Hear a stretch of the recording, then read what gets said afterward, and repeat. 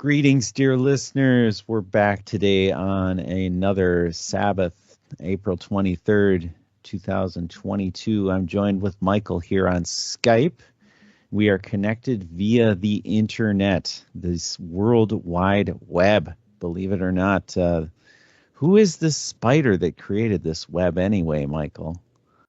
Hello, Brad. Hello, dear listeners. Officially, the Department of Defense. Thank you. Right. Unofficially, I would say that is some company or some people in Rome. They wanted to spy what you are doing, so they don't need any profiler anymore. They only need computer calculation power so that they know what you're eating, what you're drinking, and what you said, and what you think, and what you saw, and what you know, and what you don't know.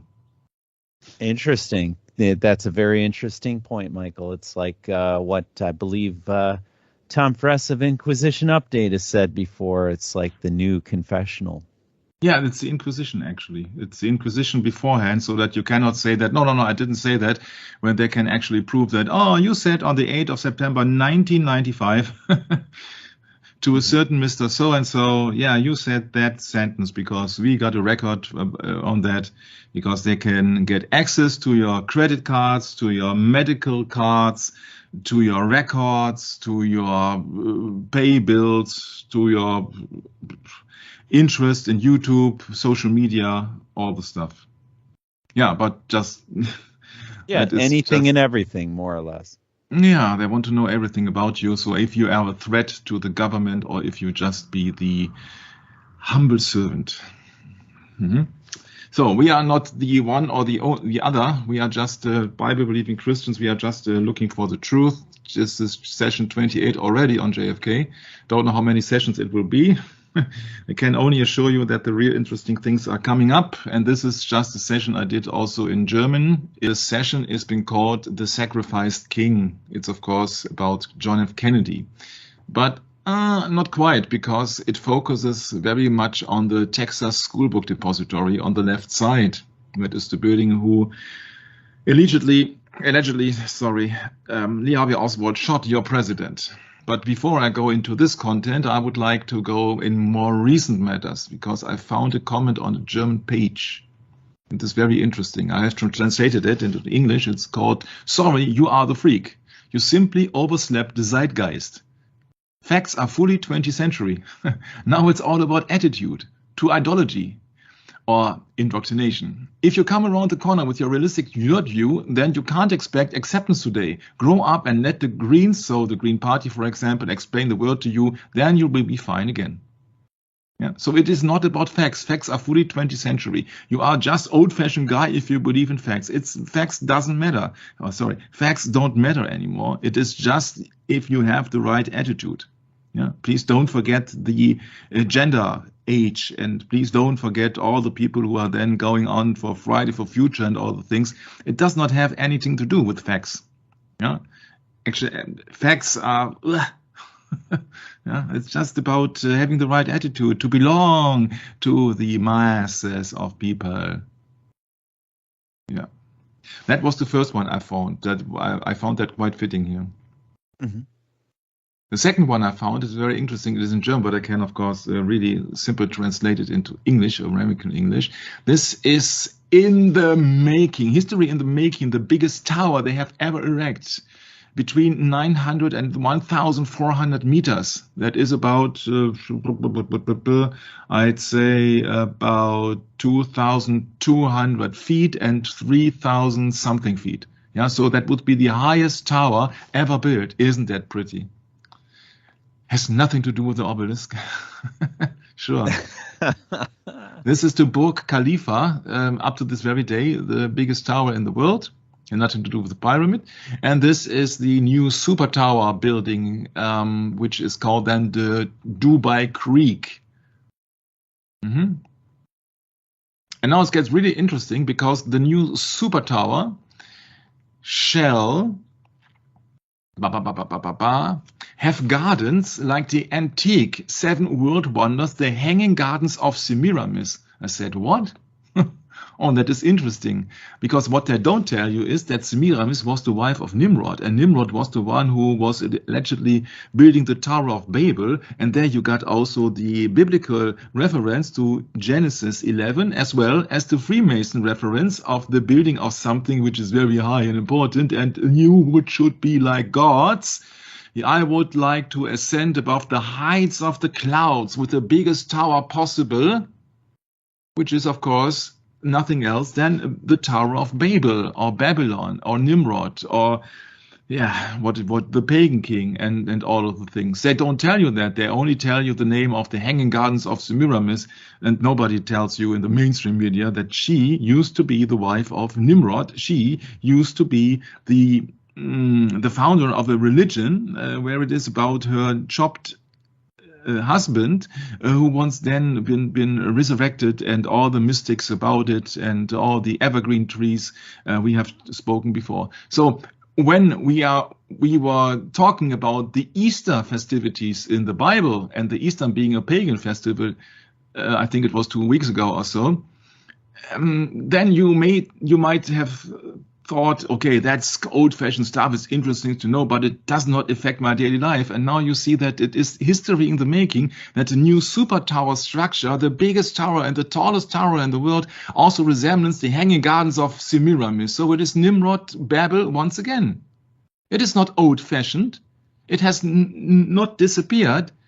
It was in the ancient times, it is in the modern times, and it will be in the future until the very end of this earth, which is not a planet, by the way. So I found that very interesting when I read Semiramis. I said, oh yeah, I have to mention that.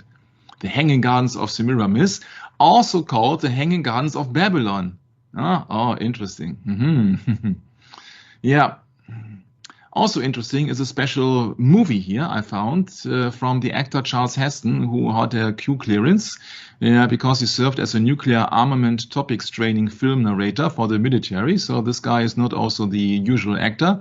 You see how now people being dragged by riot control, and it is about the year 2022. Mr. Charlton Heston is the one who was playing the part of Moses in the movie The Ten Commandments, and this, of course, is, I think it is Edward G. Robinson in his famous role as the brother of Moses, being the high priest of Israel, building and melting and molding and sacrificing to the golden calf. So this is Mr. Charlton Heston from the movie Soylent Green. In the year 2022, what kind of year? 2022. Oh, this is this year. Interesting. This is a movie from 1973.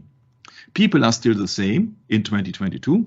They do anything to get what they need, and they need Soylent Green, which happens to be a special food which then is delivered to the people so that they can survive, because in that movie, Soylent Green, actually it depicts a situation in New York City in 2022. So this year, the population is estimated to be 40 million. Which means that this movie has to do with starving, with hunger, and with overpopulation. That is very interesting. And you know that spoiler from that movie, of course. Soylent Green is people, so they are feeding the remains of killed, murdered, slaughtered people to the people. So this is cannibalism. If you think that it's just a movie, then please bear something in mind. This movie has been made in 1973, or it was published in that year, 1973. And it depicts a situation in 2022. And 1 year before, in 1972, there was a so-called Club of Rome, who then was handing over a book, a study, with the problems of overpopulation and not enough food on this so-called planet. And this is called, I can look it up, it's more, I think it is more convenient, Club of Rome 1972. Yeah, but what is it in English? English. The limits to growth. 1972 report, so 1 year before that movie, and please don't consider that movie to be an accident. Yeah, and it's a computer simulation, Michael. Yeah. Who's the Club of Rome? Yeah, can you guess somebody?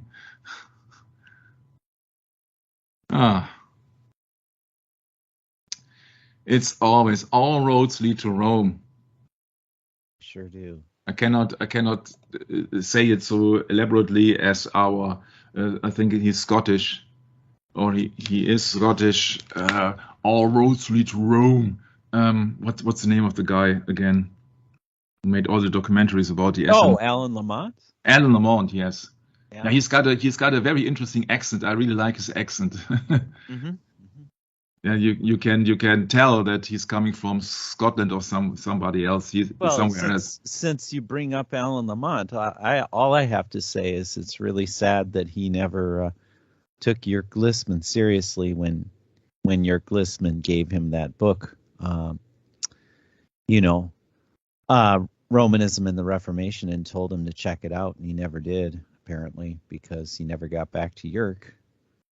But yeah, it's sad, to see one of our fellow researchers. He's friends with Eric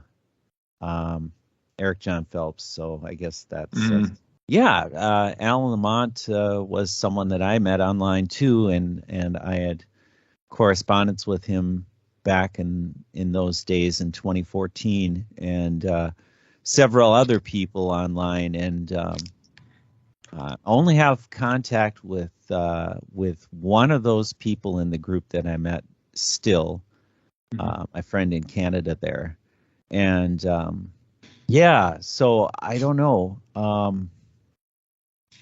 I have no idea what Alan Lamont is up to, but I've heard things like, I've heard different people come up with different things, but he did try and contact me some years ago, but since, he had a falling out with Jörg, I kind of ignored it, actually. Yeah, I never got in touch with him personally. I just know. Nonetheless, he still was really good at just doing expositions on the signs of the times, like you mentioned, zeitgeist. I mean, that's really what all of us researchers are about anyway. What's going on today? What how can people relate to the message that we bring to the table, which is, all roads do really lead to Rome, because we're still living in a Roman Empire, aren't we? Mm-hmm. And I think that's a really tough topic for people that are embedded into traditions of Roman Catholicism. It's about overpopulation. It's about cannibalism. That's what it's about. Yeah, and so you think that is just 1973. This is a photo of a fetus. Yeah, aborted fetal tissues are used in so-called,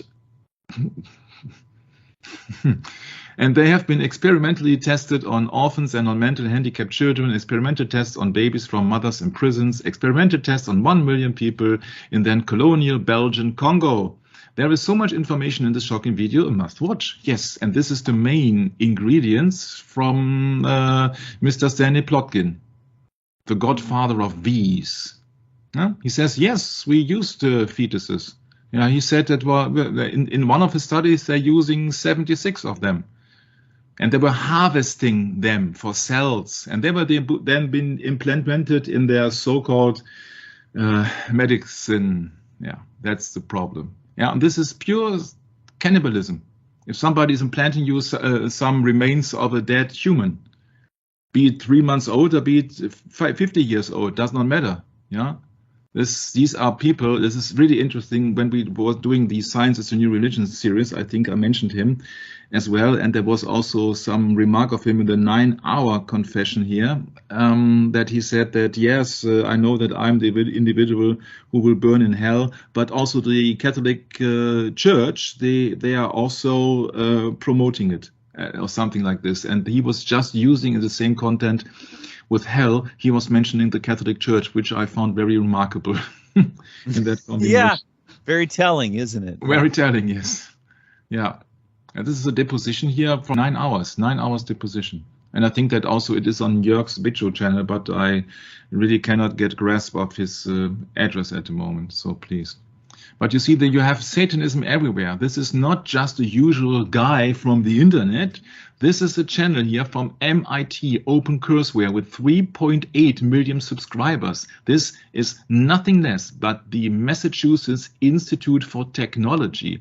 And they are here offering a YouTube video with an online search or with an online course of the final words, how to speak. Yeah, and you see here a satanic pentagram. Yeah, this is so common. This is a Professor Patrick Winston is an instructor here in 2018. So don't tell us that, oh yeah, we are only talking about ancient things of Semiramis and Nimrod and Babylon, when there is a tower built at this very moment, being opened in about maybe 2 years in Dubai. And now you see that here in a video from 2018, using pentagrams is so common in Massachusetts Institute of Technology. You see this is a world famous institute. Say, Michael, can I bring something up? Yeah. You know this, I'm sure many of our listeners, and as well as yourself, Michael, you know that there are these this video that popped up of this world Summit? Yeah, no, it's a world government summit. Mm-hmm. And there's a lady that comes up there right away and says, are we ready for a new world order? And she mentions the year 2020, but in the background, you clearly see a logo for the year 2022. And I got me to thinking, what on earth is going on here? Is this some kind of doublespeak or something? Did she just make a mistake? I don't know. Maybe she made a mistake. I don't know that particular video. What I know is that there are some things happening now in the background, not on the mass media. But it leads to another question, because this Klaus Schwab said that this is the 8th consecutive year of this conference, or the summit, excuse me. So if they've had 8 consecutive summits, they've been doing this every year, and this just pops up in the year 2022. Isn't that kind of odd? And then in the very beginning of this session that they're having on the World Government Summit, that she mentions the year 2020, but not 2022, when we're clearly in 2022. Something's really strange about that. Maybe she made a mistake, but maybe not. I don't know. Just strange. Yeah, me neither. But I haven't researched that fact. I know that there are some things coming now in digital passes and all the things. They're just using the current situation to their benefit, of course, in their favor. That's what every politician would do, actually. But people are so naive to think that there is something good coming out of any. Oh, yeah, that's right, Michael. It's just, any political. Yeah, politics are just all about reducing people down to the lowest common denominator and just eradicating all forms of pure religion, what the Bible calls pure religion. They just eradicate it. It doesn't exist. Yeah, and sometimes movies foretelling the future a bit. The famous movie, which I did not insert here, They Live, from Carpenter it was. And there are many things telling you have to obey the government. And this is what the German government on the health issues is telling you, that the standards are never to be questioned, because they are the authority, or they are so infallible. If you cannot question, may you not ask any questions, and then these people are infallible. So finally, we are coming to the schoolbook depository, where the elite shots of Lee Harvey Oswald were being fired from, allegedly. Yeah, and you see, this is tourist attraction nowadays. Yeah, on this very spot where this man is almost kneeling and having a cigarette, and everybody is having a great time. On this very spot, a son has lost his dad. But everybody is having a good time, huh? I would be very sad to stay in that place. I would be very focused and concentrated to look for other things strange in that area. But people are just having a good time, because it doesn't affect them. It is just important that we were on the spot where Kennedy has been shot. Well, the kind of pose he's doing there is almost like a genuflecting, isn't it? Mm-hmm. Strange. Yeah. Yeah, you see that people are so superficial or just interested in having fun. Well, it reminds me of the book Code Word Babylon. This chapter is titled How Did America Become a Jesuit Enclave or something like that. It's just like, clearly, if you look at the media, they have completely saturated our minds with Jesuitism, Michael. I mean, it is just so thick and so in your face that people can't recognize it for what it is. They just can't. Mm-hmm. They think it's all just a big, kind of a festival or something. I don't know. It's strange. Mm-hmm. Really it's really hard to get people concentrated to things because the media is repeating like a parrot from every radio station, every television series, every broadcast station, every cinema, every smartphone, blah, blah, blah, blah, blah. Always the same superficial things, what really does not help anyone or anybody. Yeah, through the scope, you see that there is not a clear view for the shooter from the sixth window or from the sixth floor window. But that was also not the case. It has other purposes why this window has been named and this building has been used as the sniper's nest. But yeah, we will go to this. This is a Texas School Book Depository, TSBD. In 1963, this building was in use in 1963. And that is the first thing I came up and I said, that's interesting that the Texas School Book Depository just opened in 1963. So in that very year when the assassination took place in November. Somewhere in 1963, they had it all. In 1961, a grocery shop has closed. In 1962, this building was being rebuilt and modernized, etc. And then in 1963, the Texas School Book Depository, they moved in. I said, oh, that is quite recent. Because the alleged shooter, Lee Harvey Oswald, was working as a temporary employee in the building. And this is, of course, only Wikipedia. It goes much more further because otherwise you would not have to tune in to that session. If I would just repeat like a parrot only Wikipedia entries. And now look at this. Oswald's supervisor, Roy Truly, told the Warren Commission that he had the option to assign Oswald to either building on his first day at work. Oswald and another fellow reported for work on the same day, October the 15th, and I needed one of them for the depository building. I picked Oswald. Interesting that Oswald was just an employee from the 15th of October, meaning a mere 6 weeks before the assassination. This is just also a session about coincidences. You will see so many coincidences now. And I have to skip something. We know that on the plate of the building here, it says that Lee Harvey Oswald allegedly shot and killed President John F. Kennedy, yes. And so we are then saying bye-bye to Wikipedia and now to more interesting comments, interesting facts, interesting websites. Kennedy's and King says, quote, according to former CIA finance officer James B. Wilker's testimony before the House Select Committee on Assassinations, Lee Harvey Oswald, quote, was a regular employee receiving a full-time salary for agent work for doing CIA operational work, unquote. A memorandum by Warren Commission General Counsel J. Lee Rankin said that Oswald's CIA payroll number was 110669. So it is not the quite usual average employee of the Texas School Book Depository who was just starting his job 6 weeks ago, wasn't he? As we shall see, that website states, there is evidence that Oswald worked with another CIA agent in Dallas. That would be William Shelley, who Oswald worked under for 6 weeks as an order filler for the Texas School Book Depository. Another strange coincidence. So you now got the second CIA guy who is connected to the Texas School Book Depository. And that smells a bit fishy, I'd say. With perhaps 2 CIA agents on the same premises, a careful scrutiny of the company they worked for is needed to understand what happened the day to when President Kennedy was killed. Another hint is from the Midnight Globe, 14th of February 1978. The memo said that Oswald's FBI informant number was S172 and that his CIA number was 110669. Mae Brussels showed copies of this document to the editors of Globe. But he was just the loony who was just an employee in that building 6 weeks before.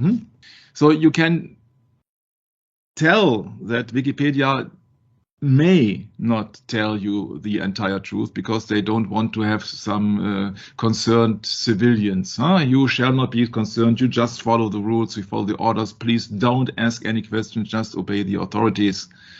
Yup, that's the way it goes in every country. On that page, it is said, quote, Carolyn Arnold, the secretary for Vice President August Campbell, told a friend in 1994 that she had been and still was terrified. She said that, quote, there is a whole lot more to tell about the Texas Schoolbook Depository than what has been published, that the whole building should be suspected as much or less as a safe base to operate from that day in November 1963. And that got me into thinking or into verifying my conclusion that the Texas Schoolbook Depository is for Dallas assassination the same as WT7 for 9/11. Because on that Texas Schoolbook Depository building, you have a clear view of Houston Street and the clear view of the Elm Street. And it's the last building, of course, that JFK had to pass before he was shot. So it is very likely that there were many observants in that building overseeing the entire action or the entire assassination. Because I don't think that you are so naive to think that there was just a lone nut when you now have discovered that Oswald was on the payroll of the CIA and the FBI. So we continue. You see, you can do 10 sessions on that building alone.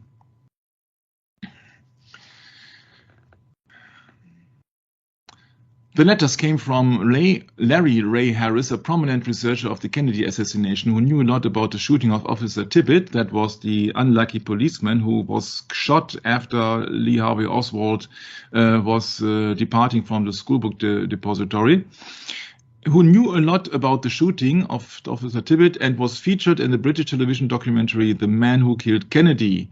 During a phone conversation, he told me that he had a letter that mentioned Shelley joined the CIA. So that is another source of confirmation that there is much to it, because you see that when Lee Harvey Oswald worked together with another CIA agent or informant, then it is just not the lone nut. Lone nut means he's alone and acting alone. But now you're seeing that he's got a supervisor, and his supervisor also is in the CIA. Okay, what a coincidence. Yeah.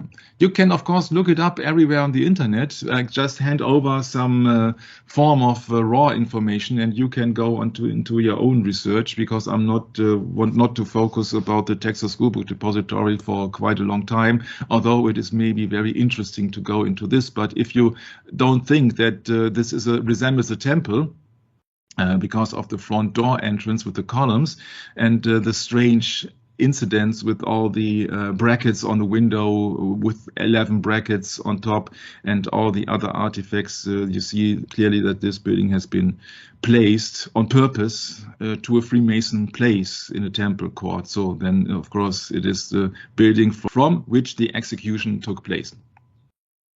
If it is true that Shelley was affiliated in some way with CIA or US intelligence, that would be a disturbing and potentially significant development. Yeah, of course, there were many people around, especially Secret Service intelligent personnel on that very day. Yeah, in the House of Kennedy Assassination Committee, somebody says here, the Glaze letters from May 1999. Mr. Glaze's letter says, Dear persons, I have some information concerning the assassination of President John Kennedy that I wish to submit for your scrutiny. While working as a journalist in Dallas, Texas in 1974, I met a person who says she was working at the time for Bill Shelley, who says he was Lee Harvey's superior at the time of the assassination. Yeah, and that's the way the cookie crumbles. Sure, it was a CIA operation. That's quite clear. That is so quite clear. There are so many strange artifacts that only the person's elevator was only making it until the 4th floor, and so that they had no elevator, as far as I know at the moment.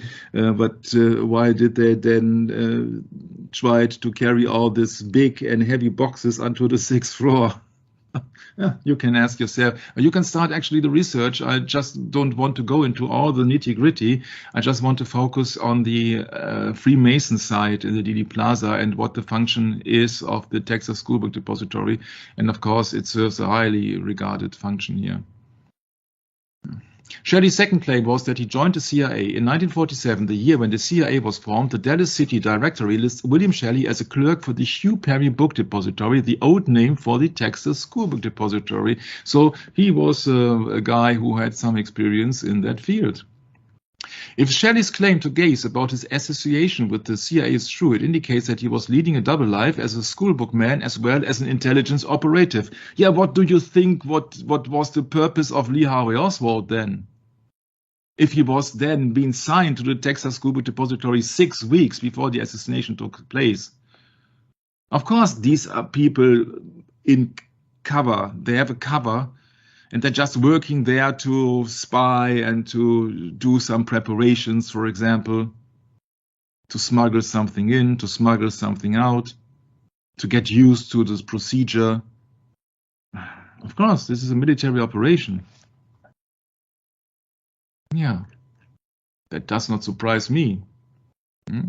Oswald stated that he took his coke down to the 1st floor and stood around and had lunch in the employees' lunchroom. He thereafter went outside and stood around for 5 or 10 minutes with foreman Bill Shelley, CIA, and thereafter, went home. He stated that he left work because, in his opinion, based upon remarks of Bill Shelley, he did not believe that there was going to be any more work that day in Dallas due to the confusion in the building. Yeah. But he just left work to go to the theater. And that also serves another purpose. But we are not ready to go into this because I have also a complete, or what complete is just the wrong word, a huge file, a huge script for Lee Harvey Oswald alone. Not long after Oswald departed from the scene, Shelley, so his foreworker, told Truly, so the manager of the building, that Oswald was missing. A roll call of warehouse employees seemed to indicate that Oswald was indeed absent. Truly notified Police Captain Will Fritz, who immediately thought that it was important to hold that man. It is interesting that there was no usual bystander who informed the police that, oh, look, there's a man running. But it was his own supervisor who informed the police about the missing of Oswald. So one CIA agent in a special building, which is used as a temple and as a preparation for the assassination, told the police about another missing CIA informant called Lee Harvey Oswald. And if that is not a setup, and if you remember that Lee Harvey Oswald claimed on television, on live television, I didn't shoot anybody, I'm just a patsy. That makes absolutely sense because he was the patsy also for Mr. William Shelley. And when there are two CIA agents when two CIA agents are actually working in that building, what do I suppose to think about the manager of that building, Mr. Truly, that he doesn't know anything? Oh, yeah. When this building was just being rented by them in the same year, what a bunch of coincidences. What makes this even more interesting is the following new information. In the work that Oliver Stone has done for his upcoming 4-part documentary series on the JFK case, he uncovered information that Truly was not being paid directly through the Texas Schoolbook Depository in 1963. Oh, the manager has not been paid by his own company, interesting, which he was allegedly working for. We should not jump to conclusions. Now, of course, it's only just a big coincidence, since we do not know the entity that was actually paying him. I would suggest that starts with a C. But in the light of the information in this essay, it seems interesting that it was Shelley and Truly who took the name of Oswald to the police. So if they would not have reported to the police, maybe Mr. Oswald was alive and kicking. But he was the patsy, as he said. I think the only very honest guy in that case of Kennedy was Lee Harvey Oswald. Up to now, I found no error and no mistake and no lie in him. They did not even grant him juridical support. He could not call his lawyer or something. Yeah, the whole thing was a setup right from the start. When we will go into Lee Harvey Oswald, you will see why. Of course he was the patsy. I don't know that if he was aware of the enormous assassination which took place. I don't know. I don't know what they have promised him to, don't know, fly him out to Russia or what, I don't know. But it just, you see that this is just a bundle of coincidences here, no? FBI reports. And the problem is that I cannot get access to that very file from the 23rd of November where Mr. Truly stated, yes, we were just operating here in that building for several months. And this is an FBI report code 100-10461. Because when I go into this, I find the file, but I do not find the article from that very day. So you see that one article claims it comes from the other article, but none of these articles actually are substantial to this interview. But nonetheless, you see that, nowadays, because of the witness to the House Committee on Assassinations, you know that it's all CIA stricken. Yeah, testimonies to the Warren Commission, etc. It is no secret today. Also very interesting, when you go into the JFK.org assassination page, History of the Texas School Book Depository, it claims that the building has been built in 1898. And now it gets really strange, because in 1901, the building burned down after being struck by lightning. I have to ask my colleague here, how often does it occur that a building has been hit by a lightning and burns down? I can't think of one that has. So we're not talking about the Middle Ages here. We're talking about 1898. So I know that maybe many buildings in Dallas have been made out of wood in 1898. I don't know that. Maybe you can support me on that, Brett. I don't know. But I find that very strange that this building has been struck by lightning and then had to be rebuilt. Especially when I look at the number of the year when it happened, 1901. Yeah, right. Yeah, because 1901, there is a numerical code in it. There are two actually numerical codes in it. One of them is 1 + 9 + 1, and you get 11, the number of Freemasonry or Freemasonry buildings. Freemasonry, you see the 11 bricks on top of the 6th floor window. And 1901 also is in other numerical numbers. It's 9/11. Correct. Yes. Interesting. Huh? And then in that very year, the building burned down and being struck by lightning. Some things are happening on purpose, I guess. Yeah, but I cannot prove that. Huh? I have no original files to prove that. Yeah, so that building was been rebuilt in 1901. Then the building was in 1937. It was renamed the Perfect Air Building for a new air conditioning business. And then 20 years from 1941 to 61, they became the Southwest distribution for the grocery wholesale company John Saxon and Company. 411 Elm Street. Yeah. Before in 1963, so in that very year, the Texas School Book Depository Company, a school book distribution firm, leased the building. Very interesting. So it was in that very year, 1963. What a coincidence. Yeah, once again, but it was just leased, Brett. So that means there is an owner to that. And that owner to that is very interesting because it is the oil tycoon Colonel Harold Byrd. And he bought that building at a public auction in 1937. I said, that is very interesting. An oil tycoon who is the rightful owner of the building where Kennedy was been shot. And I immediately thought about the interview of Madeleine Brown, the alleged lover of Lyndon B. Johnson. Can you remember that? that he told on the night before the assassination on the 21st of November 1963, he allegedly told Madeleine Brown, after tomorrow those SOBs will never embarrass me again. That's no threat, that's a promise. And he did that where? In the house of the oil tycoon Clint Murchison. And now that happens in the house of the oil tycoon Colonel Harold Byrd. What a coincidence, listeners out there. And there's much more to it, because he was not only an oil tycoon, but he was a military man. He was a colonel. So you got now the combination of politics, the combination of the army, and the combination of money or the oil industries. And all of them were profiting from the assassination of Kennedy, because the oil tycoons in Texas, they were very, very, very, very angry and upset about the new laws of Kennedy, and that Kennedy didn't want to support the Vietnam War. So they would have lost millions, maybe billions of dollars. And so in German, we have a saying that one hand washes the other. Yeah, you got the alleged plan, which took place in Clint Murchison's home. It's alleged. I cannot prove it, of course, but the biography of Madeleine Brown clearly states that it was happening, that remark, in the house of Clint Murchison. And now you got the Texas School Book Depository not being run, but being owned by oil tycoon himself. Wow, wow, wow, wow, wow. The building's owner, Colonel Byrd, reportedly had the sniper's nest window removed 6 weeks after the assassination. Byrd exhibited it like a trophy in the banquet room of his Vassar Street mansion until his death in 1986.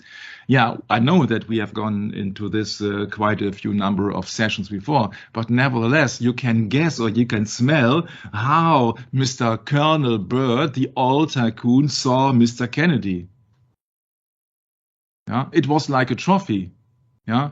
So also he, it seems, wanted to get rid of that president, and he favored most likely Lyndon B. Johnson, because Lyndon B. Johnson didn't stop the war in Vietnam. No, it's quite the contrary.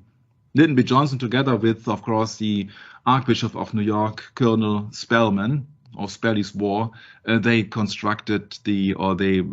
made the foundation for the Vietnam War. And then they sent, I think it was 500,000 troops to that.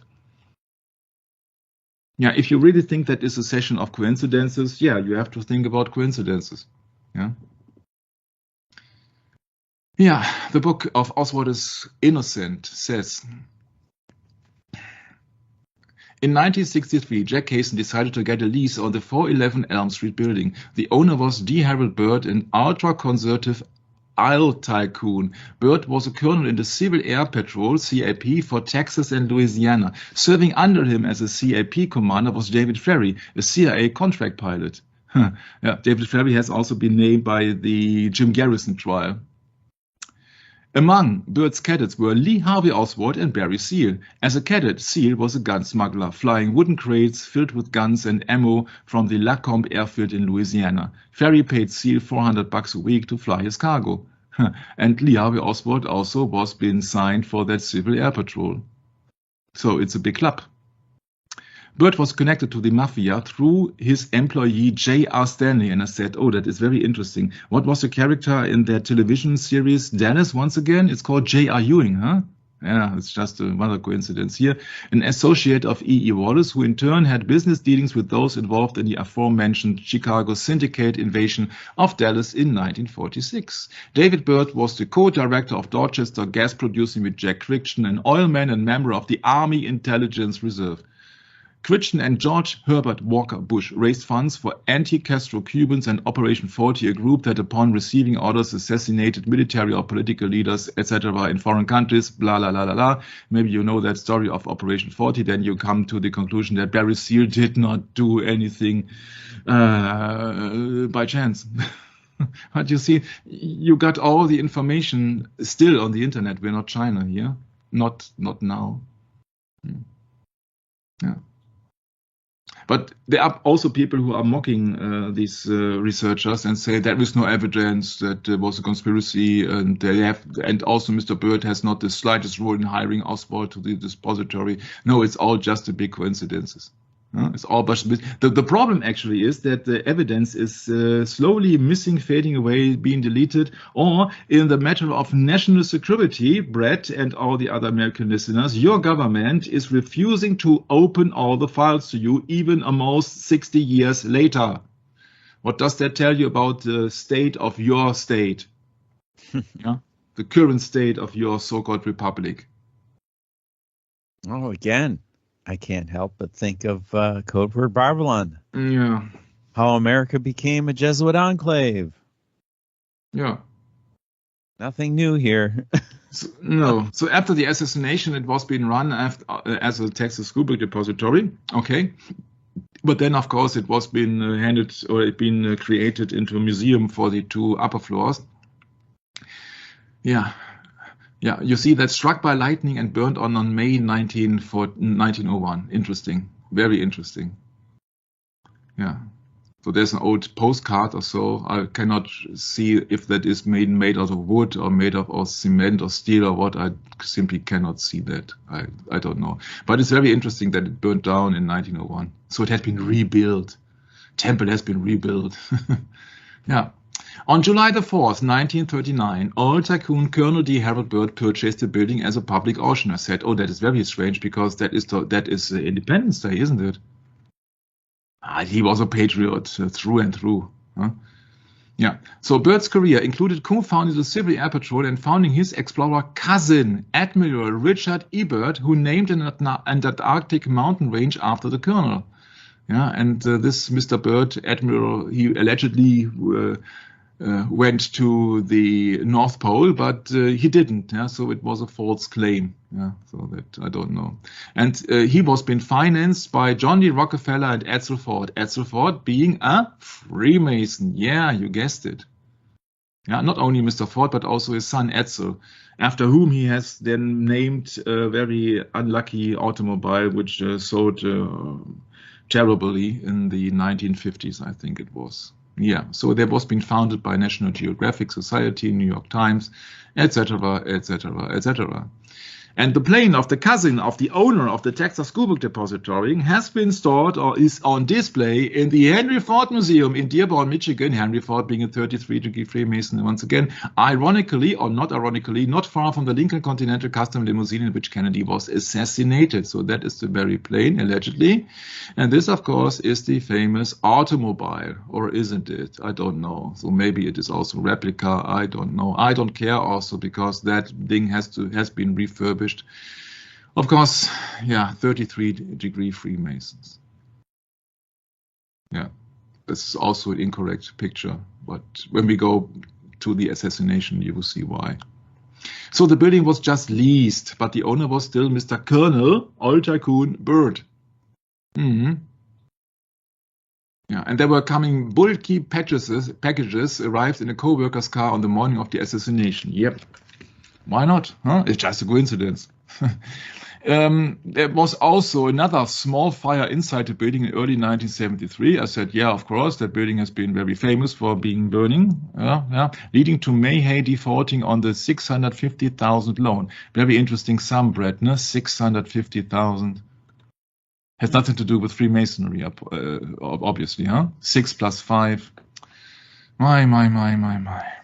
So then it was being privately run as a museum for $150. Papier-mâché model of the city mimicked the parade route with electric lights while a narrator described the tragedy. Yeah, but I think that from the viewpoint of the Freemason, it was not a tragedy. No, it was a victory. Yeah, so that is the Empire State Building with the Chevrolet Hertz automobile rental company advertisement on top. Okay, and now it is a murder purge museum. On Dealey Plaza, the beginning and end of Odell's, because there was once the first wooden, of course, house when they were erecting or founding Dallas. Yeah. So then I have to skip a bit.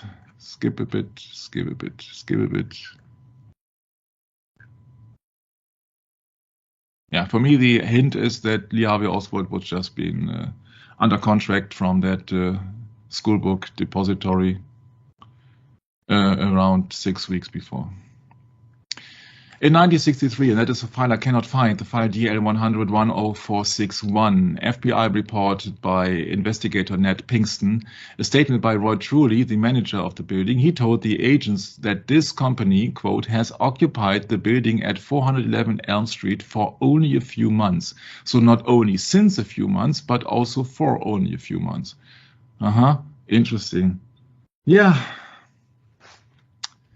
And if you think that Oswald was a lone nut, then please remember one thing. This is an interview from a certain Mr. Ranking to Mrs. Oswald, and she was his wife, and now he has been killed, and therefore she was being asked, Mrs. Oswald, do you have family? And she replied, I have 2 children, 2 girls. June will be 2 years old in February, and Rachel is 3 months old. Are you the widow of the late Lee Harvey Oswald? And she replied, yes. So what makes you think that this was a lone nut when he was a dad to 2 children and even to a 3-month-old daughter? Oh, no, officially it's been stated that they were living apart, but nevertheless, he stayed to be the father. And so I cannot grasp anything to think about as a lone nut. I don't believe anything. He was not that lone nut as we've been depicted. He had at least 2 children. And I cannot think about being mean so much that you won't see your children again. Which is, of course, the danger when you assassinate and murder or allegedly murder somebody. Be it the president of the United States or be it somebody else. Well, that's interesting you bring that up, Michael, because if you look at this type of ideology, we might want to call it, of the lone nut, it's reflected in a lot of movies. And what is it we've learned about the CIA? They've had a little bit of an influence on the movie making industry in the United States, Hollywood. Mm-hmm. Yeah, only for the fact that you see that I'm just don't want to mix Oswald with the Texas School Book Depository, but naturally it comes into play, and therefore you see that they have to present a lone nut because every other possibility with more than one lone nut would be a conspiracy. Correct. So the result has to be a lone nut. If it is for this occasion and for other occasions, it has to be a lone nut. So they use the lone nut not only for that, but also for the building that was destroyed in Oklahoma City. The Oklahoma City bombing. I forget the name of the building there. Mm-hmm. That whole event was blamed on a lone nut named what was his name now? I can't think of his name at the moment. But anyway, that was a horrible incident there. I think it was in 1995. If I remember correctly. I don't know much about it, but I could look it up. But anyway, the lone nut, they certainly tend to rely on using that in numerous occasions for many different things. Yeah, it was the Murray Federal Building in Oklahoma City on 19th of April, 1995. Wasn't that also the 19th of April when it was the Branch Davidians? Oh, that could be. I don't. Oh, let's see. Branch Davidians, yeah. In Waco, yeah. Yeah. See if we just quick look that up. Yeah, so that is the lone nut theory. Yeah, April 19. Yeah. Mm-hmm. Yeah. That was the ending of it. Was sure. February 28th through April 19. Yeah. Mm-hmm. So yeah, that date is still there. It's still significant. Mm. So 51 days of. Yeah, there are many interesting remarks here on that occasion, but I don't want to go into this now because otherwise we will be lost in so many details. Yeah. And that's the quote what I'm looking for. So if somebody can really name the name of the source or so, then please write it in your comments. But I had to switch to another subject because I don't want to spend so much time in going to one file. We know that Mr. Oswald worked for the CIA, so that is no secret anymore. That is no secret anymore. Yeah. There are so many strange artifacts. It's just not funny anymore. It's just not funny when you look upon the fact that there are 2 children raising up without a dad. And I don't mean JFK at the moment. I mean Lee Harvey Oswald. Yeah, everybody is paying his tribute to JFK, but if Lee Harvey Oswald was innocent, then please pay also tribute to his 2 girls. Yeah, can you imagine that if you would be the daughter of Lee Harvey Oswald, and for the average people, when you say, "What's your name?" Oswald, and where were you born? In Dallas, and people say, "Oh, yeah, are you related to?" Yeah, I therefore think that maybe they have to switch their names. I don't know, but it's horrible when people are on, especially children, are being tossed in that strange kind of environments. I've really been sad about the children of them. I know that there is a plan of God, but still, I have to say I really think about this. This. Well, that's true, Michael, because that's part of the fact of being a born-again believer. You have to recognize that suffering is part of the whole experience of your faith, that we are going to suffer. We are going to be, what can we say? Persecuted, yes, because all who live godly in Christ shall suffer persecution. There's no exception here. See, and that's why so many people, Michael, have expressed a kind of disdain for being a Christian, a real Christian that would be willing to suffer. They don't want to suffer. They want the benefits of, being the, what do you call that? Predators of this world, So you have Christians, and then you have the diametrically opposed, what should we say, would be the designation of, being a total satanic person, Yeah. Yeah, and you can go on and on and on. You see that we are talking about a murder case. Yeah, so the manager took the officer to the farthest point of the building to reach the other floors. You see, there are so many things going on which are very strange. Yeah, unfortunately, little attention was paid to the back section of the Texas School Book Depository in 1963, or even since. It is even difficult to locate clear pictures of the rear of 411 Elm Street as it was in 1963. Yeah, you will be surprised every minute when you go into this assassination. And there are so many things coming up. So many people say that, oh yeah, I saw a man running out of the back door a few seconds after the shooting. Yes, but it was not Lee Harvey Oswald, because he left the building, as far as I know, from the front door, which is very obvious then when there was a back door. And he was working there for 6 weeks. Do you really think that he didn't know about the back door? Wouldn't he left through the front door when he knew it was a back door and he wants to hide? No. I think the answer has to be no. It is so obvious. It is so obvious. It is so obvious that he was being used as a patsy. Yeah. People then saw guns and all the things and noises. Yeah, we will go into this when we are coming to the assassination itself. But it is really tough sometimes to focus on the things. It is really tough, especially when you got them in very decent quality.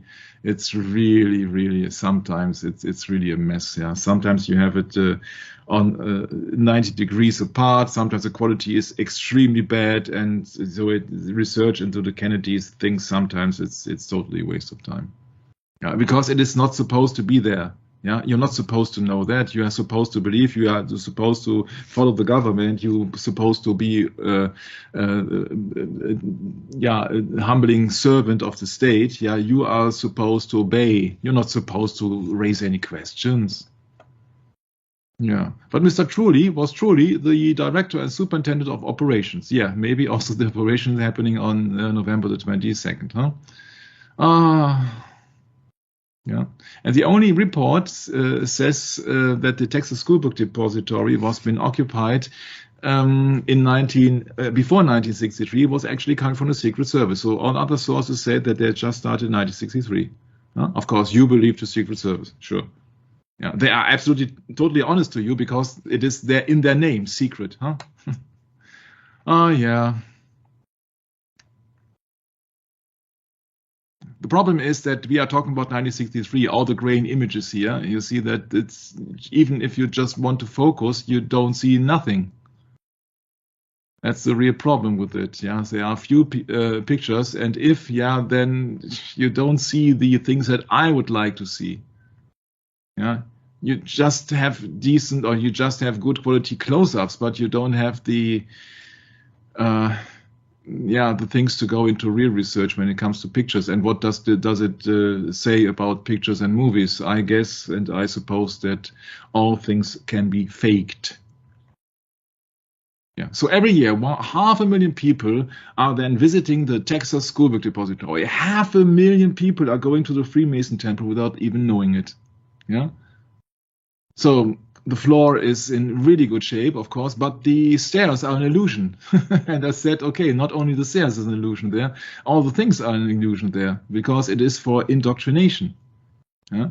But then they have refurbished and they have recovered. No, they have, what did they have? They have discovered the floor underneath because it was being covered by some protection material. And then they have discovered the original floor from November 1963. And then they were carefully dragging all the card boxes in their official position because there were the same marks on the ground so that they can position the card boxes so correctly. Isn't that hilarious funny? Oh, my. Yeah. And so this is the alleged window where the alleged assassination allegedly shot. Yeah, that is the window in the possession then of Mr. Byrd as a trophy. Huh? It is like exposing or displaying the cross of Calvary. Huh? It has something to do with the murder here. It is not the murder weapon here. Yeah, but it has something to do with the murder, I think. And it is for me, when people are it's like a shrine to me. It's like a golden calf from Aaron. My. And they claim that there are 2 just copies of the Zapruder film in the private possession because the original and 2 other copies are in the National Archives. That is hilarious funny because that movie was being filmed in 1963, obviously, and was first being publicly shown, as far as I know, in the Jim Garrison trial in 1968. So I'd say that they had a heck of a time in fabricating some duplicates, and they had a heck of a time and a heck of a budget to falsify also that movie. And we will go into that movie extensively, I can promise that. Yeah, and so that was it for the Texas School Book Depository, more or less. Yep. And it happened, of course, in the Freemason side. That's why I usually ask my German colleague Stephanie to count the stairs on that. And, of course, what other result is being expected then? 1, would you like to count it, or should I do it? 8, 9, 10, 11. Yeah, sure. What? No surprises. What else did you expect? Let me double check. Yeah, you can double check on the other side. All right. Yeah.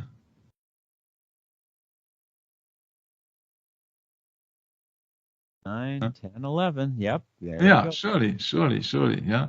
And so you got the same Freemason symbolism everywhere. You see that here's the 3 segments with 3 so-called windows. You got 3 by 3 is 33. No, it's not mathematics, it's symbology, it's numerology. So that is 33, and also 3 by 3 is 9, of course. And then if you know that there are 2 of them, that makes 18. And what is 18? Oh, 6 plus 6 plus 6. Yes, sure. So you got the 3s and 9s all over the place there, and 11s, of course. You see, and now they are using that very place, that Dealey Plaza, also for an official ceremony for the 50 years of the assassination of John F. Kennedy. Do you think they learn about Kennedy or what? You see, Weren't that you depends. talking about the museum that they had in the depository, the Yeah. school book Yeah. depository? Yeah. Wasn't it they charged $18 for admission? Absolutely, yes. Just had to back you up there, Michael. Yeah, that's great that you got a good remembrance of things, good memory. But of course, they have to. Yeah, because then that money goes more or less to Freemasons. What do we expect? Yeah, what the money is for? It is not for charity. It is not for an old lady who needs money for operation of her nephew. No, that is all the Freemason temple here. And this Freemason temple has a 50-year celebration of the assassination. Yeah, so are they mourning or are they cheering? But one thing is clear when you look upon that, they are just making music here on the Elm Street, on the almost the going to the spot where Kennedy has been assassinated. But you see now that the weather conditions have changed in comparison to 1963, I'd say, because it was not a sunny day anymore. Yeah, it is now raining, and it's very interesting because that is not the weather that Lyndon B. Johnson had wished for in 1963, huh? So you're telling me that they actually have a anniversary on the 22nd of November? Yeah, it is every year. I don't know if it is every year, but I stumbled across that 50 years anniversary. Oh, all right. Well, Yes, but still, that's that. Yeah. Please remember that this is a temple. Yeah, that's right. Yeah, and now you got the very bad weather. Yeah, so that imagine there was that conditions of a weather, then JFK could have not been driving down that road without his bubble top on. Of course, the bubble top was not bulletproof, but nevertheless, you see that would then have been hurt many people inside the car, at least with the flying glass. Mm-hmm. So very interesting that especially on the 22nd of November, that was such hilarious good weather conditions in 1963. And I remember that Lyndon B. Johnson officially told in 1963 in some university that whoever will control the weather will control the world. And who's controlling the world? Yes, that is the same club in Rome. And of course, when they rule the world, they also rule the weather. Just ask Lyndon B. Johnson or just look it up in his speeches. So this is the official speech here by the Bishop Kevin J. Farrell. And Stephanie came up, what I found very interesting, that is, he said, oh yeah, look at Pon, Kevin J. Farrell, JFK. I said, oh yeah, that's hilarious. Yes, so his initials also are JFK, but that's not the main concern. Comparing to the weather conditions, which you see on the picture on top, and now compared to that man here, there is something very obvious. Yeah, my question, why he's wearing sunglasses or dark glasses? Huh? From the symbology, you see that these people have to hide something. But of course, I'm just absolutely sure that the majority of people will say that is just another coincidence. That he has the initials of JFK is very interesting because he's the bishop of the Diocese of Dallas. But of course, that he's wearing dark sunglasses, that is just adds another thing to it when you see that all the people have been covered here because of rain, obviously, or wind, or what else. Yeah, and at the end, you see that people have been honorary guests here. It is an official thing going on in the entire Dealey Plaza. If you look at here, yeah, it's really a big mess. It's really a big mess. And even there's a choir with people singing. Yeah, so what shall convince me that it is not a religious worship here? Oh, you mean a choir? Yeah, a choir. Sorry, yes. Correct. Choir. Yes. Yeah, thank you. Choir. Yeah. Yeah. So for me, it is a religious worship because you are inside a temple. You see, this is Osiris here. And you are inside a Freemason temple, the first fraternal lodge, says the information on the Dealey Plaza. Yeah, and all the people are standing there and they're being cheering and mourning and remembering a dead man. Isn't that something? They got the American flag embedded in those 18 little windows and these arches. What are they? Yeah, what do we expect? The United States has been founded by Freemasons, no? So yeah. It is not the exception; it's the rule. Yes, it's the rule. Right, correct. Yeah, but think of the event and think that all of the place has been surrounded by people here. Yeah, isn't that interesting? The use of black and white in Freemasonry. Yeah. Yeah, the Pied Piper, huh? Right. Yeah. Yeah, you see the entire plaza. Yeah, isn't that the Scottish Rite Freemason? Yeah. Okay. Yeah, and he was on his way to a speech in a Walmart, I think, and he was about to deliver the speech, which has something to do with the Bible, but I had to, I'm sorry, I have to postpone it to the next session because it's just too much to go into this, and I have decided to use this line of order and not the original line of order, which I intended to, because every time I'm... There he is, Klaus there he Schwab. Is. And look at what it says behind him. It says, John F. Kennedy, what is it? School of Government. Yes. Yeah. They are misusing his name for every evil purpose. Isn't that something? Yeah. Klaus Schwab. Yes. Welcome to the New World Order. Great. Thanks for showing us your video of the government. You see that this guy is that old. He's more than 80 years old. He has not that much to lose. No, that's true. Then the younger generation who is born into a world, they are being just bombarded with the rules and all the things. It's all for your safety. Yes, peace and safety, huh? Once again, the Texas School Book Depository says that it's just allegedly shot, that it's not proven until this very day. And that on good purpose, because Brett has just mentioned the museum, and there you got it. You got the display of the scene of the crime, of the assassination, the three shots. In the next session, you will learn why they had to come up with that idea. And they got even a three-dimensional site on that. That is so important, that building. You cannot imagine, because you see that if it is a temple which contains the official window, yeah, you see, that is very interesting. That you, of course, look to the temple area of Osiris and Isis directly underneath. But this is the shrine, or this is the place to be for all the people into JFK. And if you've just been bored, you can have maybe some ham and eggs, or you're just chewing your bubble gum, huh? Oh, this is a place where it used to be. I don't know. But you see that people are attracted to that site because officially they have been indoctrinated to believe that the shots were fired from that window. Yeah.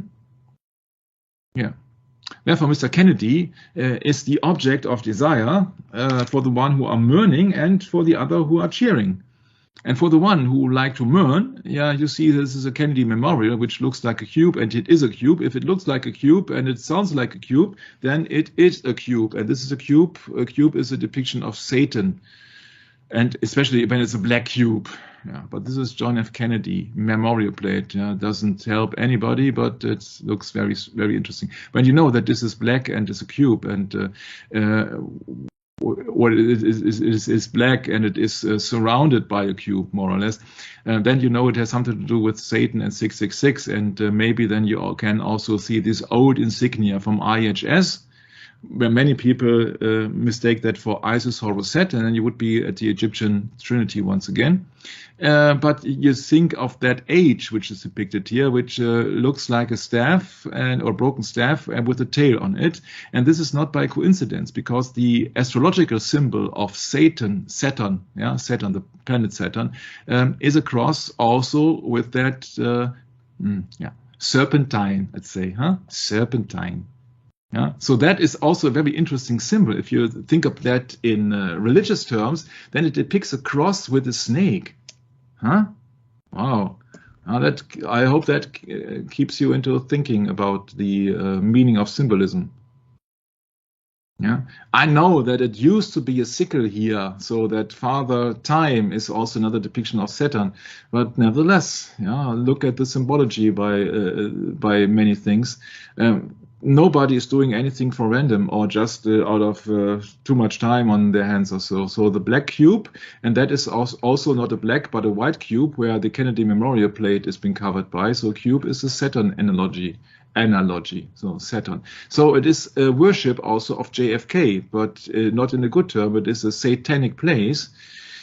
And of course, he was being executed in Freemason side temple. This is the JFK Memorial Park, and this is the young JFK Jr. at the age of 3, at the exact 3rd birthday of JFK Jr. It was the funeral. It was on the 25th of November, 1963. Yeah, I think that boy never forgot his 3rd birthday. But he also was not reaching a decent age, because he had some terrible accidents, of course, by accident. Yeah? So it is just one of the dozens of coincidences in that series here. Yeah? You see that Saturday means Satan, or Saturn means Satan. It is the Lord of the Rings. It is the end of time. It is Father Time, and it has something to do with chronos. There comes the term of chronograph, which means the hour or the clock. So what is missing here when you say Saturday? Yeah, obviously, of course, if you are really Bible-believing Christian, you know what Saturday actually is, Brett. Sabbath. Talk about Sabbath, people actually think that you are Jew. Yeah, of course. My. Yeah, and they're holding JFK as their role model, as their idol, all over the place, all over the world. Yeah, everywhere you look. Everywhere you look, yeah, this is just, you here got a black cube. This is the JFK Memorial in Dallas.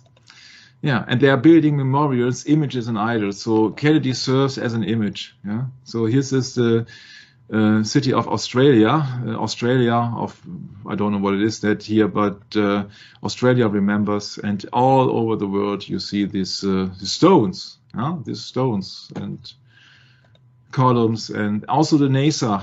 Yeah, he's got a big exhibition about the Kennedy Space Center, of course, with the JFK, who has no idea about space travel and technology. He was a learned politician. Yeah, he never studied science, or he did not have the time to, because he was ordained to be the American president. And that was his role since 1944 and 45, when his older brother was being missing in action in the Second World War. Yeah. Yeah, so people nowadays, they say, hey, call me up. Yeah, guess who are they calling? Yeah, people, they claim everything for granted. You see that also the space shuttle is making promotion here in the Kennedy Space Center for Atlantis, a continent which never existed. But of course, it has to be, because now we are going over the Atlantic to Atlanta. Yeah, you see that Atlantic and Atlanta also bear resemblance to Atlantis, country which never existed, but the Atlanta town exists, as far as I know. Yeah, so he has no idea about space travel, and if it would have been possible to shoot somebody on the moon or what, but he had to ask for that, and because he didn't wrote his own speeches. Yeah, and here you see Mr. Kennedy in the Mercury Control Center, main entrance. Mercury is a god in the Roman religion. He is the messenger of the gods, and the gods of dealers and thieves. Interesting. Mercury control, huh? The messenger of God control. Yeah. This is Mercurius. Mercury.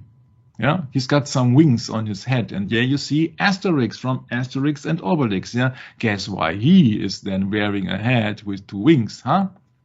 Has nothing to do whatsoever with Mercurius. Mercurius is also depicted sometimes with a staff with a snake, and he's depicted sometimes with wings on his feet, and he's most of the times depicted with a bag full of money. What is our little French Asterix carrying here?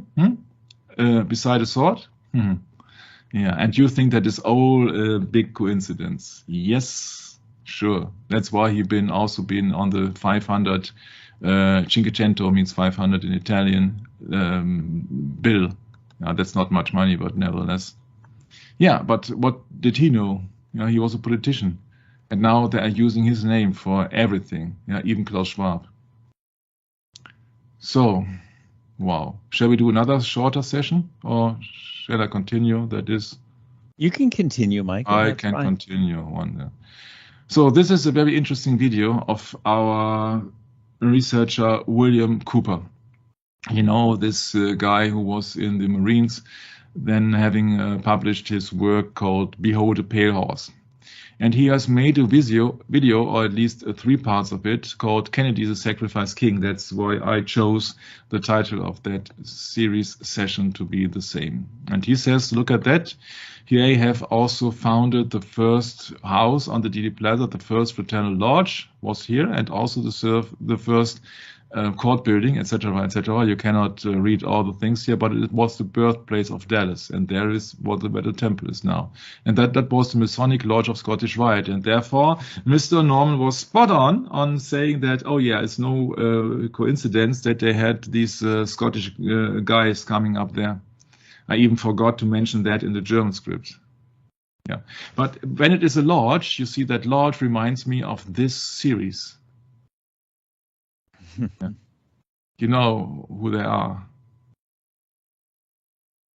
I forget the names, Michael, but yes. Yeah, but you know the television series. Huh?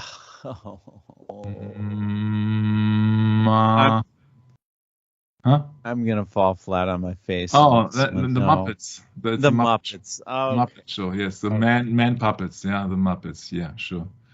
Yeah, and they are just that. These are the 2 most important actors on that show, because they are in a lodge. They are erased. They are supreme, and they are the elders.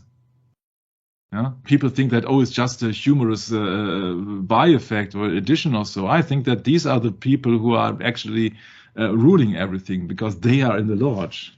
You see that only very important people are in the lodge. Think of Abraham Lincoln's assassination. He was in a lodge in the theater while he was assassinated.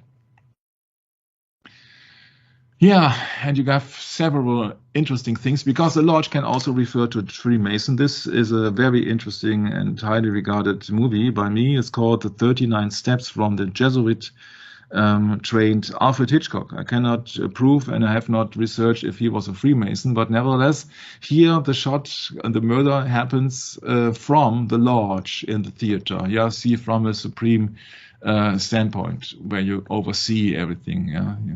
Yeah, this is the 39 Steps, which used to be, the 39 Steps used to be a foreign spy organization stealing secret military information and then purchasing it to the one with the highest bidding.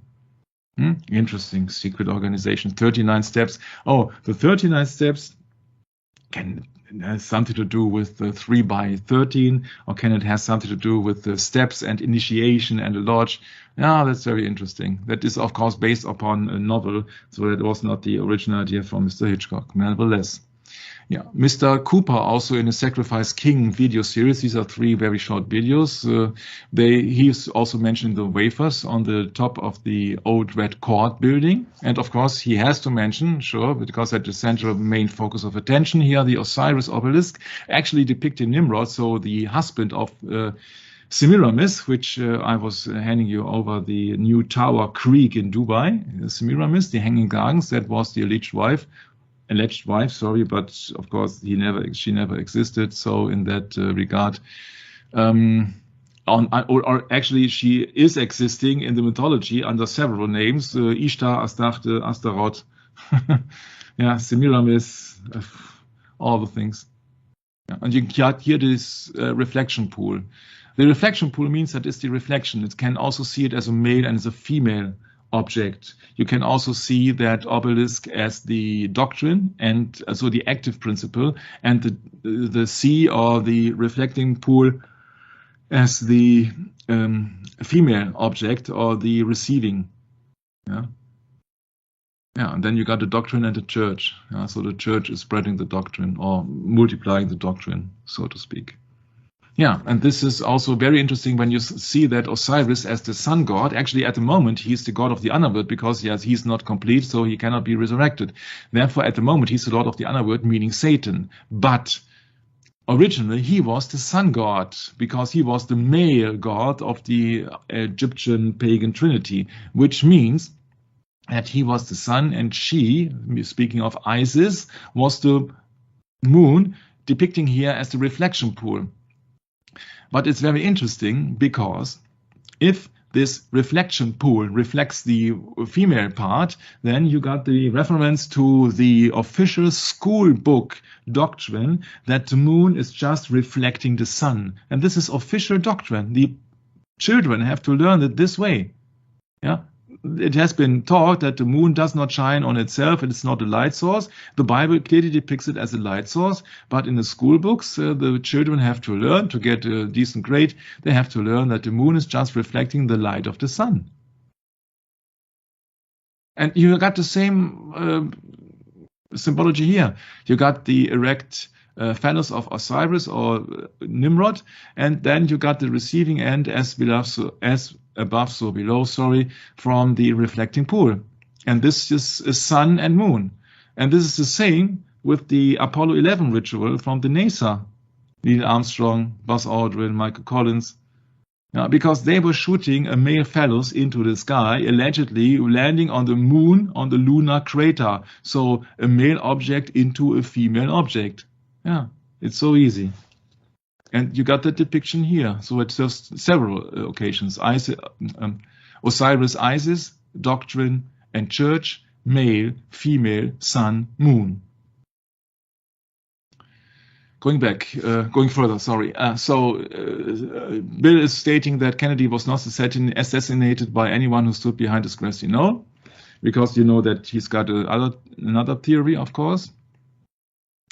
I agree with that. I don't believe it also that from here the fatal shot was being fired, but that I got other reasons with my conclusions. But you have to wait several sessions before we go into this.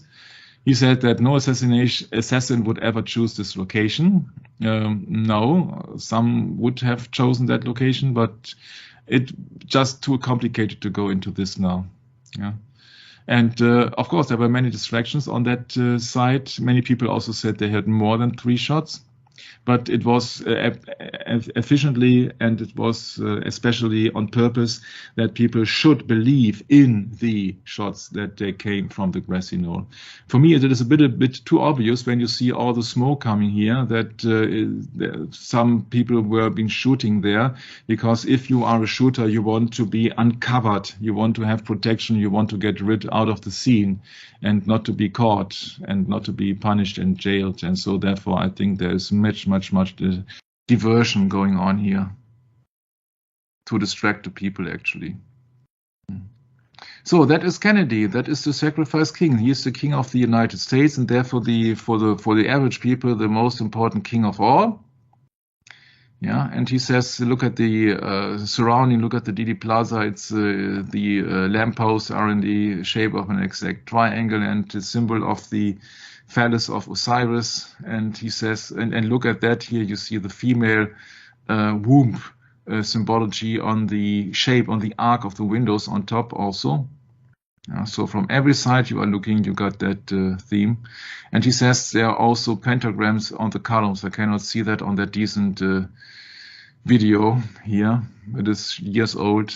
Of course, pentagrams are a clear depiction of Satan. Yeah, but people usually don't go to the library anymore. Everybody is using only a smartphone.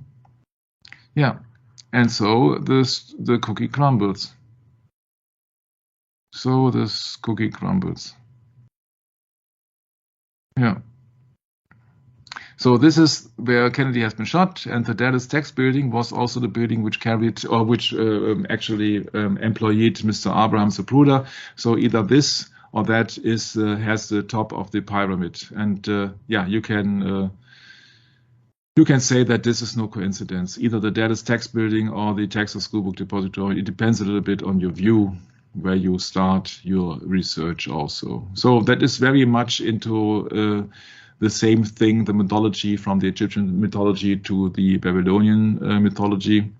Because also Nimrod was being chopped into pieces, as well as Osiris. So it was being handed over and handed over and handed over and handed over. And Isis went down the River Nile and tried to collect all the parts of her deceased or killed ex-husband or husband, Osiris. But no, she did not found the 14th piece, and so she could not recreate him, like the legend says. Yeah, they found everything but the famous phallus of Osiris. Now it gets really strange, because Freemason, he says, is a representation of the sun, the light, the Lucifer. Of course, it's about initiation, so it's about the light, the enlightenment. Yeah, and it's been said that the phallus is made of gold on the top and replaced Osiris on the altar, and therefore you also have famous phalluses or obelisks with a golden top. And the mystery schools also, they worship this sun, moon, or male, female thing, because they see, of course, Brad, they see man as the creator of life. Yeah, that's they don't see that there is a mental component to it or programmation, and they really think that man can reproduce themselves and they can bear life and they are the creator of life when it comes down to fertility and so, and therefore they worship these fertility symbols. They don't think about soul and all the things. No, it's just about right. They worship themselves as God. Yeah. And of course, this is a mocking of the real Christian religion, of course. Yeah, so you shall not erect any columns. Yeah, we know that from the Old Testament, of course. Yeah, but before the altar, and even I am aware of many people who are claiming that they found phalluses inside an altar in the Roman Catholic Church. No, I have not seen it in person, but I can tell you that I have found quotes of that they actually have this kind of stuff inside, which actually would make sense, because it is also a pagan religion. It is a mixture of every religion, actually. Yeah, so the most famous is the phallus, Osiris, and he says that Freemasons are the greatest liars and deceivers and manipulators. I think there is another organization which also tops the Freemason stuff, but that is just my opinion. Yeah, he says they are the creators of the gray malevolence that the world has ever seen. No, they are just the creators who are in the open. It's a secret society, but nevertheless a secret society well known. If you really want to establish a secret society, it would not be that great, that much of importance and well-known society as the Freemasons. If you want to achieve and to create a secret society, it is secret. Yeah, so nobody talks about that. There are secret societies, I would guess, who are never reported on Google. So remember the significance of the penis or phallus symbol when Jim Garrison, says now here Bill Cooper, arrested Clay Shaw. And we have just known from the starting of the script that Clay Shaw was only part of the Operation 40, and Clay Shaw was also from CIA, etc. So when they searched his home, this is what they found. There were marble statues in the home of Clay Shaw. They found marble statues of penises on his dresser. I found that very interesting. You can look it up, maybe in some newspaper. Still, I don't know. I found that very interesting. So nevertheless, Didi Plaza is a national historic landmark because it is a Freemason temple. And when Freemasonry founded the United States, of course, then they decide what is a landmark and what not. And of course, a Freemason site, a temple site, a founding site of Dallas for the exoteric people, of course, is then very worthy to be protected. So that is what the usual documentaries do not tell you. They don't count the number of bricks. They don't tell you that it's a Freemason site. They just say, oh yeah, from that window, literally, the most powerful man in the world with 3 rifle shots was being killed, which is absolutely nonsense, because if he would be the most powerful man in the world, why didn't he had any protection at the moment of the assassination? Of course, and if you know that Abraham Sapula was a high-ranking Freemason, as far as I have researched, on that very day, a 32-degree Freemason who worked in the Dell Tex building, so one building besides the Texas School Book Depository, he absolutely knew about the ritual taking place, and therefore he knew exactly where to locate himself with his camera. So he did not had to be the big part of the assassination. If somebody would have told him, well, you see that Kennedy is under threat and maybe they will put off some assassination, then he knew as a high-ranking Freemason that Kennedy would drive that road on the and that route also. He knew that he was approaching the Dealey Plaza. He knew that it was a Freemason temple. Therefore, he knew that it would have to happen on Elm Street, and therefore he knew exactly the ritual of the sacrifice king, where we will go into the next session, and therefore he absolutely knew spot on where to position. Michael? Yeah. Yeah, Michael, could it be that he was ordered to do it? Most likely, sure. Yeah, that's what I'm thinking too. Yeah, but even not, he would have, he would know that it has to happen on the Elm Street. Yep. Yeah, yep. The street of the death. Exact spot. Yeah. Pretty much. And he was at the exact spot, yeah, where that happened. Yep. Yeah, and so it was no accident. Of course, he was a high-ranking Freemason, so therefore, click, you know that it has nothing to do with by accident. Nothing to do with by accident.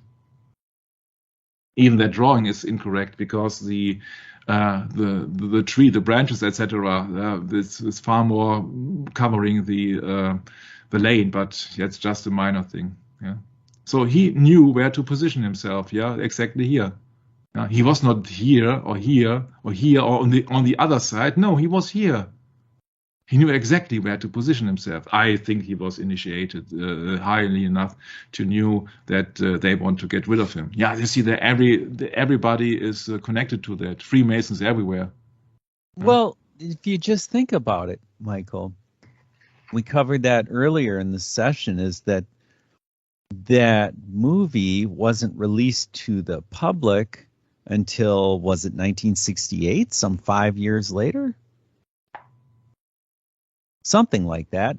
So that would give them lots of time to study how to combat the true story, so they could never, have a chance of reaching the public, because, the media has to portray their version through, the corporate, affiliate network of all the the Freemasons. I mean, it's just obvious. They had so much time and they had so much money and so much possibilities to alter that movie.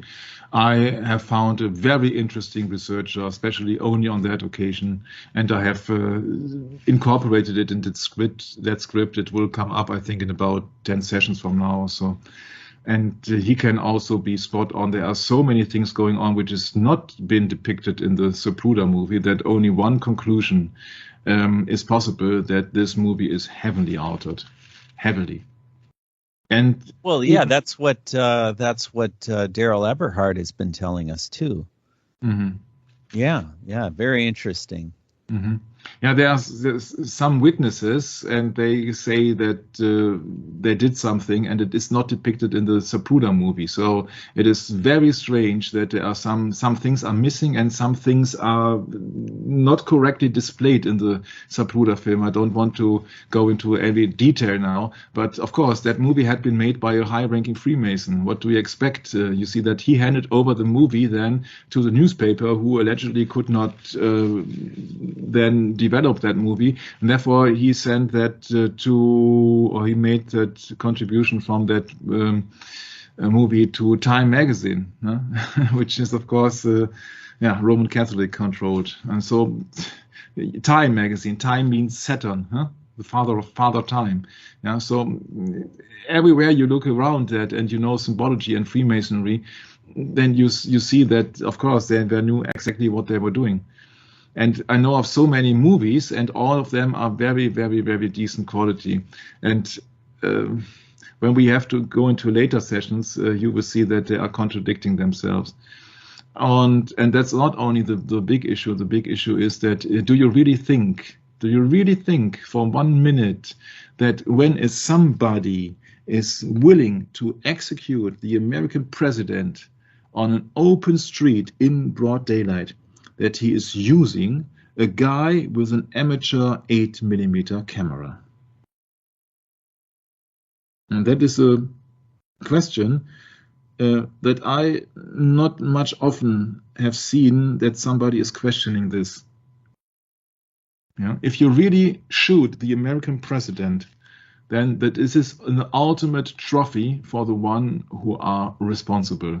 And do you really think that they place somebody on a pedestal, I don't know how many yards apart, with a 8mm camera? You really think so? I think there are hidden cameras positioned on the TD Palace. They had enough time, they had enough resources to do this, and there is much distraction going on here. If you would have the opportunity of your lifetime to be the one who secretly behind big doors and initiated people say that, oh yeah, I was part of the assassination of JFK, then you would love to have a movie. And I guess that there is a very colorful, detailed, sharp movie available. Not to us, of course, not to us. I don't think that they will use then somebody with that low and bad quality which they had. No. Even if that movie is faked from Zapruder, and even if the official movie is in better quality than 8mm in 1963 without sound, guess what is it's absolutely hiding. You don't hear any shots or anybody shouting or anything else. There is a much more higher quality standard accessible for people in power in 1963 than a soundless 8mm camera. I guess. What do you think? Agreed. Yeah, there's a lot of things you could propose about that, Michael. And yeah, thanks for mentioning that. Yeah, you see that this is the alleged window here with the boxes as a cover or as a support. I don't know, but you see that your view is blocked from here, from the leaves, from the card box. You see that it's absolutely hilarious to think that somebody could concentrate and then fire 3 shots and then even kill somebody without hurting other people, except allegedly Mr. Governor Connolly. But that's another issue. Yeah, you see, this is the site. I cannot tell you if that is on March or if that is in June. Or yeah, but you see, my problem here is from the beginning when I went into Kennedy 20, 30 years ago. I said that place never would been used by a sniper, because if you fire somebody from below, from above, sorry, there so much things can happening here. You can be, the trace of the bullet, can be then manipulated by the trees, by wind, etc., by the moving object also. This is absolutely hilarious to think that you shoot somebody from a distance and from that angle also, and then from a moving target usually. And I know that the target had not moved then, but that's another thing about the Secret Service then. Yeah, you have to really bear in mind that they tell you something, and the majority of people, they get away with that because the majority of people really think that it was so or a little bit other, but they really think, I think, that it's Lee Harvey Oswald, the most powerful man in the world without any protection except 2 motor cops on the back. Great. So when somebody is here on the 6th window and you see here the windows open, you see that in that very decent grainy image here. Yeah, you see that here is open, and witnesses are there who said, "Oh, we saw men here on that window too." Yeah, then why not shoot the president from the front?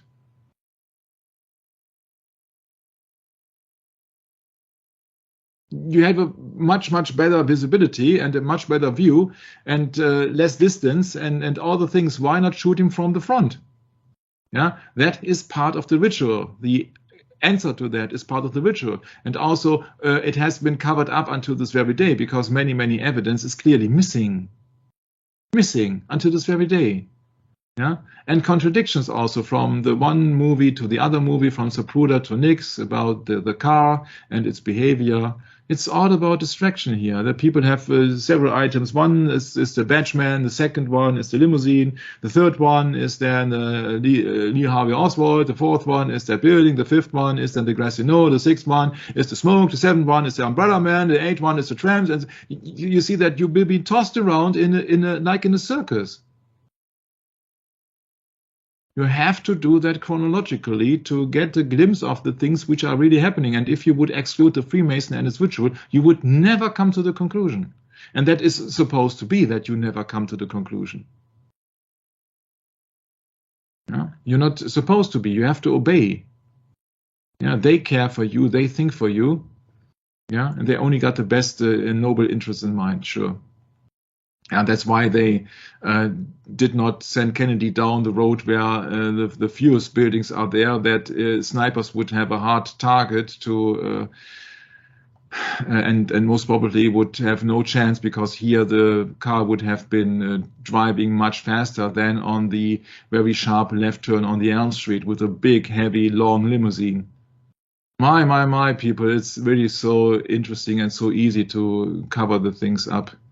Except the question that who shot him, because there are, it's very tricky. But we will also go into that. But it's more interesting that why was he shot, and more interesting is why wasn't he covered, and most interesting is who gave the orders to. But I think that is some content for the next session, because I am really exhausted today. 2 hours to go into Kennedy and to concentrate on so many things. It's not that easy if it was not your native language, I can tell you. So let's face it, folks, that's it for the end of the session. And I hope that you see that the Texas Schoolbook Depository has been at least partially run by the CIA in 1963. 2 people who are being involved more or less in the assassination, Mr. Shelley and Mr. Lee Harvey Oswald, were also employed by the CIA. And there are many, many more coincidences why it had happened there, and it could not happen anywhere. And that is, but it had to happen there because, of course, only high-ranking Freemasons were initiated, and they knew exactly what they had to do. For example, Mr. Abraham Zapruder, according to my kind of research, he was working on the 4th floor. So that means America 1, 2, 3, 4. He was working here. And so he was a high-ranking Freemason, and of course, he knew everywhere, everything. And Freemasons in Dallas are covering not only the Dallas police chief, but also, of course, the director of the Institute of Investigation, called the Federal Bureau of Investigation. So the company or the organization which is responsible for all the proofs has also been run by Freemasons. And the Warren Commission, to clear up the matters, of course, to clear up the matters in a Freemason temple, from a Freemason ritual in a Freemason country, in a Freemason town, is also being controlled by Chief Justice Earl Warren, himself being a high-ranking Freemason. So what do you expect? Of course, everything which has importance here on that ritual has to be Freemason. It is the United States of America. It is not Tanzania or Belgisch Congo. You see, the key of that assassination in Kennedy is the location. It happened there. It did not happen somewhere else. It did not happen subtle. Yeah, it was not a poison cup. It was a lead bullet. It was not subtle. It was out in the open. Everybody had to see, yes, we are capable of that crime. Yes, we are capable of executing the most powerful man in the world, allegedly. Yeah, and people got the message. And therefore, there was no other American president up to this very day being killed since John F. Kennedy, wasn't it? Even the assassination on Ronald Reagan, which I highly doubt that it was being a mistake or something else. Don't forget that there was an assassination attempt on the Pope. Yes, that is my point. To clear that up, you see that is the coincidence, which is not coincidence, and therefore I say that was a just fakery. Yeah, you see, you don't know if there were real bullets. Yeah, people are wearing these bulletproof vests, and they can also use dummy bullets and etc. You can have actors, you can fake television material, etc. If they have faked the Kennedy assassination, why don't they fake the moon landing?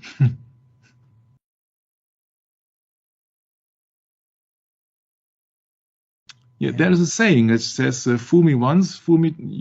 What is it? Fool me once, and My fault or my mistake, but fool me twice, and then. Oh no. Oh. Yeah, but it's just the same way around. You see that this is a temple, and therefore I say this is the now it is a museum in its 5th and 6th floor. That means that this museum is a temple of the muses. Yeah, it is a temple. At least it is now a temple, but we know that it's a Freemason building. And if it was been overseen by that Texas School Book Depository or the Dell Tex building, you see they all serve a purpose here. They all serve the purpose because both buildings are on the Elm Street, on the street of death. So therefore it was absolutely clear that Kennedy would not pass the main street because he was seen and judged as being guilty in the eyes of the people who were giving the orders. Of course, no important people there have important people. They don't shoot themselves. They have their people who are following orders. It's just authority. Freemason, especially, of course, is about hierarchy. In these secret societies, there is hierarchy. It's like in the Catholic Church, for example. Yeah, so with that picture of that obelisk on Dealey Plaza, once again, I hope that I could hand over some interesting information. In the next episode, we will deal about the real ritual, what then happened or had to happen, and why everybody is convinced of, or has to be convinced about the official narrative. That is about the content of the next session before we then move on. And thank you for listening to that session. And I hope that you will tune in the next time when it is about the biblical view on conspiracies, handing it over to my beloved brother Brett. Thank you very much for having me, and Maranatha. Thank you, Michael. Wow, that's a lot to take in that you present there, Michael. A lot of things that actually tie right into one another. And it's no coincidence, that's for sure, that the assassination happened at this particular spot. And I think we've emphasized that plenty. And wow, it's going to be interesting to go even deeper into this in the coming sessions in the future. So, yeah, just trying to wake up over here, of course, as always, Michael, and Saturday morning here. And Sabbath. We finally get some warm weather here. It's been cold for months, and it's finally warmed up just this week. So, yeah, it's great to have you with, Michael. I'm looking forward to next time. Maranatha.